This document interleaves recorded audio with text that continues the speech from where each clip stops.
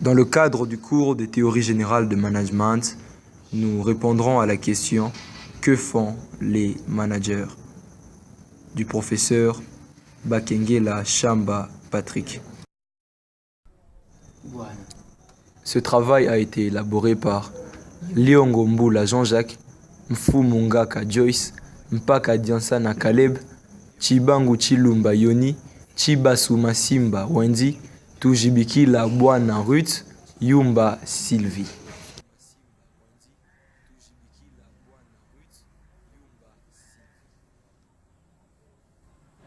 Dans le cadre du cours, on nous a demandé que font les managers. Et pour un début, nous allons d'abord commencer par définir le manager. Le manager est un cadre.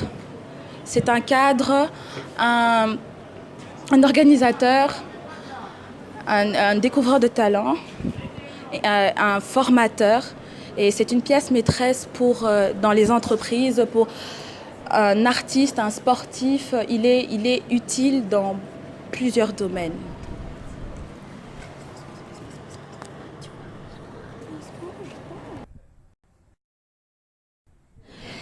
Il y a 10 fonctions d'un manager à savoir, qui sont organiser, informer ou communiquer, produire, gérer, former, déléguer, contrôler, diriger, répartir et négocier.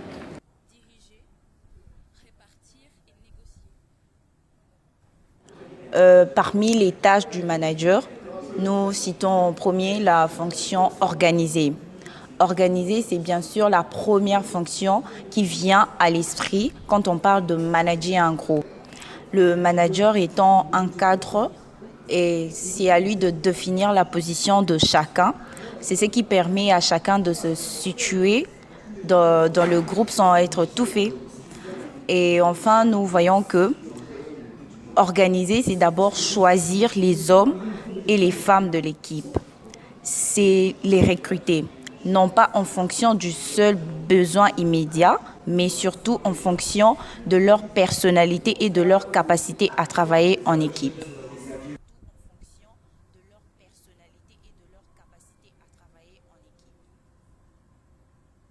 Prenons le cas d'un manager d'une entreprise X. Le manager a pour rôle de clarifier les objectifs du service, établir des plannings validés par l'équipe, mettre en place les réseaux de communication, définir avec l'équipe une organisation des communications en interne. Deuxièmement, nous voyons la fonction d'informer et ou communiquer. La communication est essentielle chez un manager. Il fera donc le maximum pour faire connaître les contextes du travail, exposer les valeurs de l'entreprise, de l'équipe, les siennes. Expliciter les buts et les objectifs, définir les modalités de fonction de l'équipe, faire les réseaux d'information de l'équipe.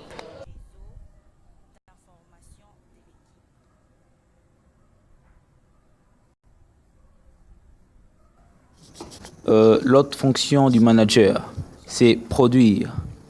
Pour produire, il sera préférable pour les managers de se donner des objectifs ambitieux et analyser, interpréter les résultats, traiter soi-même ses dossiers. Nous avons ensuite gérer. Un manager doit s'occuper du quotidien, de l'avancement du travail, des problèmes techniques, de la disponibilité du personnel, du planning et coûts. Un manager doit aussi s'occuper du personnel, des embauches, des départs, des absences, des congés, des conflits. C'est souvent ce qui prend 100% du temps si l'on n'y prend pas garde.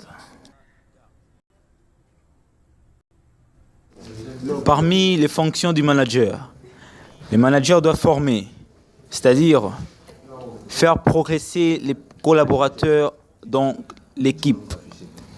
Pour cela, vous avez plusieurs solutions, telles que analyser et diagnostiquer avec les collaborateurs les points de progression, définir la méthode, les étapes et les résultats. Vérifier les applications, entériner les nouvelles compétences acquises. Et nous avons ensuite délégué. Donc un manager doit déléguer, puisque la délégation, si elle est bien menée, est un pilier de la fonction du ménage. Pour déléguer efficacement, voilà.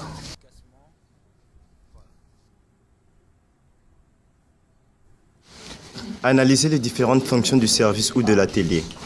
Préparer la délégation. Présenter la délégation aux collaborateurs. Contrôler. En tant que manager, vous devez tout de même garder un certain contrôle de l'activité.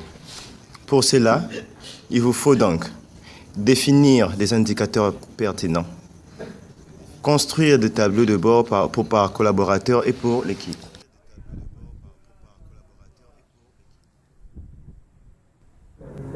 Définir les points de suivi journalier, hebdomadaire, mensuel, etc.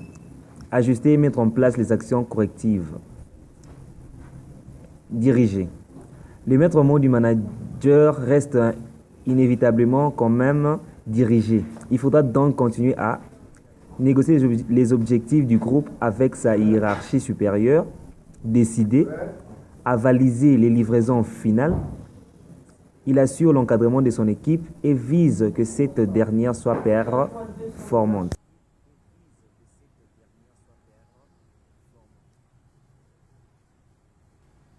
Avaliser les livraisons finales.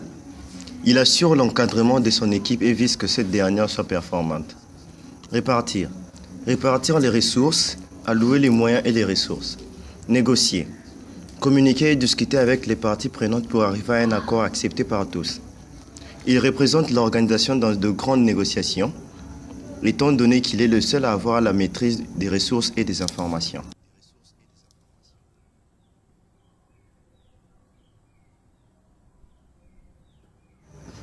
Voilà. Pour pouvoir enfin illustrer ces fonctions que nous avons eu à énumérer si haut, alors nous parlerons d'un manager d'une société de communication qui est en réalité chargé de gérer des nouvelles recrues en les formant, donc en les donnant des formations, en vue de produire, c'est-à-dire un bénéfice dans l'entreprise.